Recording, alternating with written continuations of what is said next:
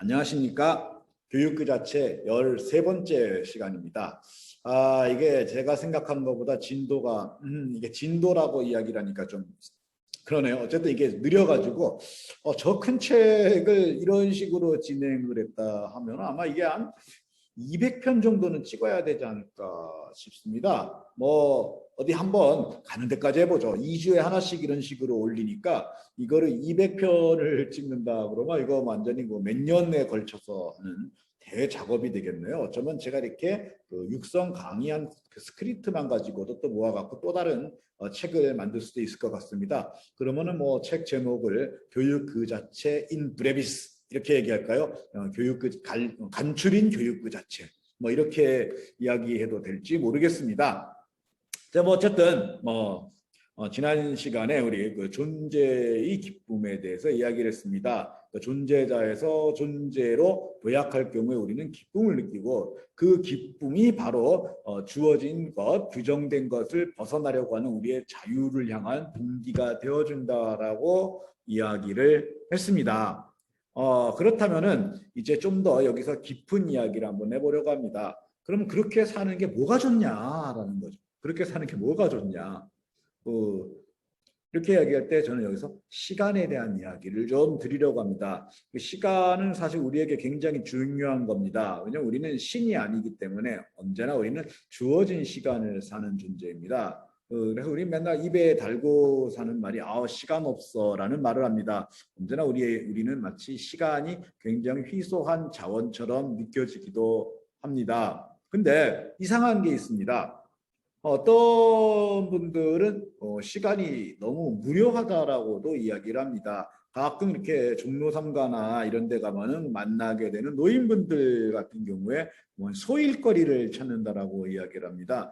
시간을 막 보내려고 하는 거죠. 어떻게든 이 남아도는 것 같은 시간을 채워서 좀 사용을 하고 싶어하는 소일거리를 찾습니다. 무료해서 소일거리를 찾는다. 뭐 그래가지고 심지어는 굉장히 긴 전철 코스를 요즘은 그 수인 분당선이 아마 제일 길 겁니다. 왕십리에서 출발해가지고 그게 저쪽 그 성남 쪽 돌아가지고 수원까지 갔다가 다시 거기서 인천까지 올라가니까요. 그거 굉장히 긴데 그거를 이제 무임승차권을 이용해가지고 왔다 갔다 왕복을 하시는 겁니다. 그렇게 왕복하면요 정말 하루가 다 갑니다. 꼭 저렇게 사셔야 될까 이런 생각이 들기도 합니다. 그런데 또 이상한 게요. 이렇게 무료하게 사시는 분들이 또 시간이 빨리 간다라고 얘기합니다. 정말 세월이 화살과 같다고 하다니 뭐 이런 말씀을 하십니다. 무료할수록 시간이 빨리 간다? 참 이상하죠. 근데 실제로 우리 이런 경험 해보지 않았습니까? 여행을 다닐 때 말이죠. 여행을 다닐 때 굉장히 이른바 빡센 코스를 다닌다고 합시다. 그래가지고 막 방문할 것도 엄청나게 많고, 봐야 할 것도 엄청나게 많고, 체험할 것도 엄청나게 많고, 뭐 거의 꼭두 새벽부터 일어나가지고 막 헐레벌떡 밥 먹을 시간도 헐레벌떡 해가면서 막 하루에 몇 코스를 다니고 매일 다른 도시를 방문해가지고 뭐 2박 3일인데 이틀 모두 다른 도시에서 자고 막 이래가면서 여행을 한다고 칩시다.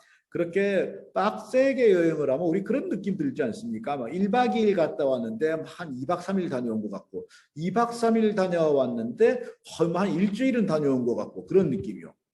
오히려 휴양지에 가가지고 아무것도 안 하고 해먹 위에 누워가지고 뒹굴뒹굴하는 그러한 시간을 보내면은 일주일이 후딱 가지 않습니까?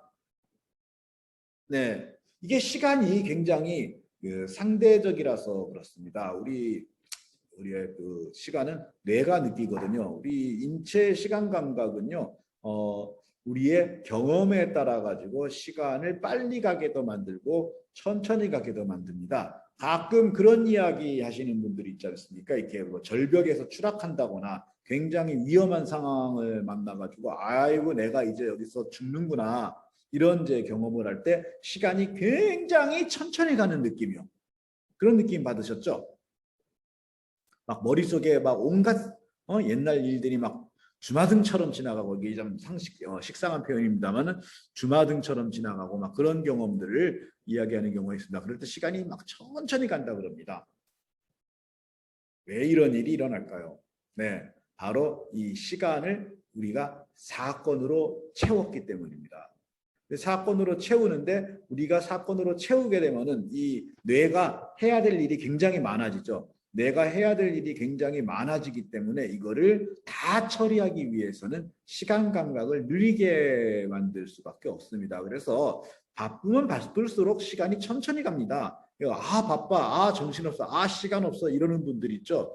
이러는 분들은 무료하게 사시는 분들보다 똑같은 시간을 살아도 훨씬 더 긴 인생을 살게 됩니다. 그래서 저는 그 장수의 비결, 많은 경험을 하고 많은 사건을 만들어라 이렇게 이야기를 드리고 싶습니다. 그 옛날에 그 시간을 뜻하는 단어가 이 두 가지가 있습니다. 그 질 들레즈가 분류한 건데 사실 저는 들레즈의 시간 개념에서 그 크로노스의 시간과 아이온의 시간을 그 반대편에 놓고 모차르트의 소나타는 크로노스의 시간이고 바흐의 푸가는 뭐 아이온의 시간이다라는 식으로 하는 비유에 동의하지 않습니다. 아무래도 이분은 그 모차르트도 바흐도 다 모르는 것 같아요.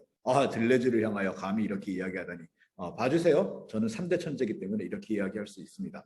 어쨌든 그러나 이 크로노스의 시간이라는 개념 자체는 상당히 참신하게 받아들이고 있습니다. 이 크로노스는 이게 연대기, 크로니클이라고 하는 연대기의 어원이 됩니다. 크로노스는 시간의 신이죠.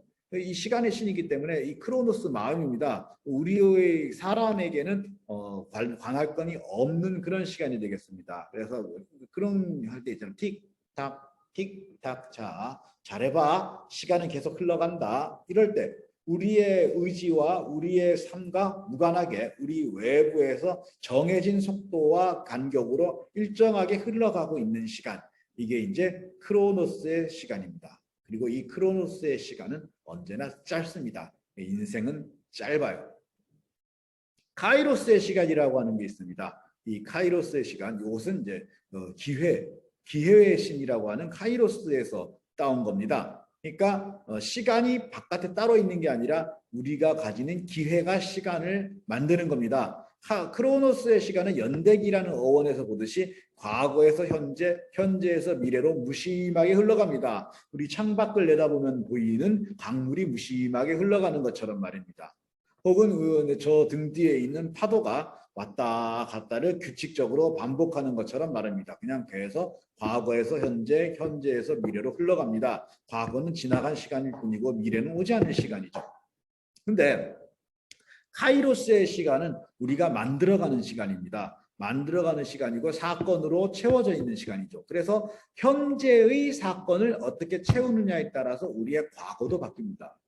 그런 거 있지 않습니까? 내가 현재 어떤 일을 하느냐에 따라서 과거에 있었던 일들 중에 하찮게 넘어갔던 일이 갑자기 중요한 일이 되고, 과거에 만났던 사람들 중에 그냥 그런 사람이 있었지 하고 넘어갔던 사람이 굉장히 중요한 사람이 돼서 다시 연락을 해야 되고, 뭐 그런 우리 경험은 해봤을 겁니다. 그래서 과거는 지나가지 않았습니다. 과거는 지나가지 않고 현재에 우리가 어떤 삶을 선택하고 어떤 삶을 만들어 나가고 어떤 사건을 만들어 가느냐에 따라 가지고 끊임없이 재규정됩니다. 네, 이게 바로 존재의 시간입니다. 그래서 이미 지나가서 굳어졌다고 생각했던 과거조차 우리는 새로이 우리가 재규정할 수 있는 거죠. 이렇게 되면은 과거와 현재가 새롭게 재규정되면은 미래 역시 달라지지 않겠습니까? 거꾸로 우리가 미래를 어떻게 규정하느냐에 따라서 현재도 달라지겠죠.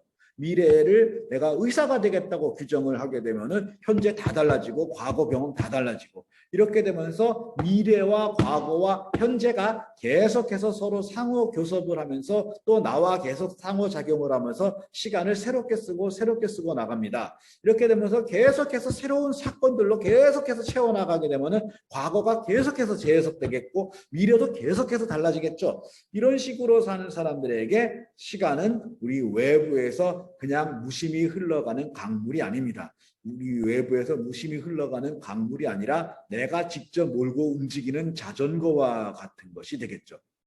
이게 바로 카이로스의 시간입니다. 그리고 저는 장수의 비결은 바로 카이로스의 시간을 사는 것이다. 이렇게 말씀드리고 싶습니다. 이렇게 사건으로 가득 채우고 새로운 것, 안무로 가득 채우고 새로운 규정, 새로운 갱신으로 가득 채운 시간을 살다 보면은 모든 시간이 과거이자 미래이자 현재가 되는 겁니다.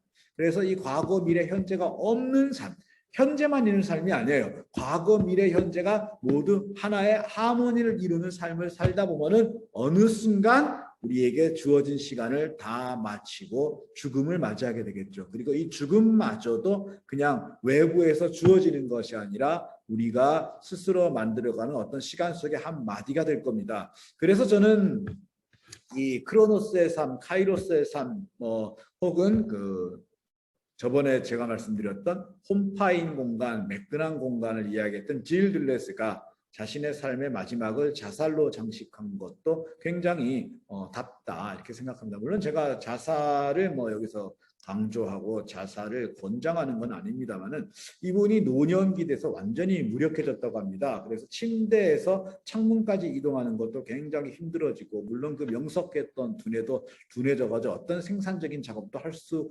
없는 그런 상태가 된 거죠. 이런 상태가 됐을 때 그냥 다가오는 죽음을 맞이하는 게 아니라 능동적으로 죽음을 초대하면서 자신의 삶을 온전히 몽땅 다 카이로스의 시간으로 채우려고 했던 겁니다. 물론 저는 여기에 대해서 긍정도 부정도 하지 않습니다. 다만 질들레스가 자신의 말을 지켰다 이렇게는 이야기할 수 있겠죠.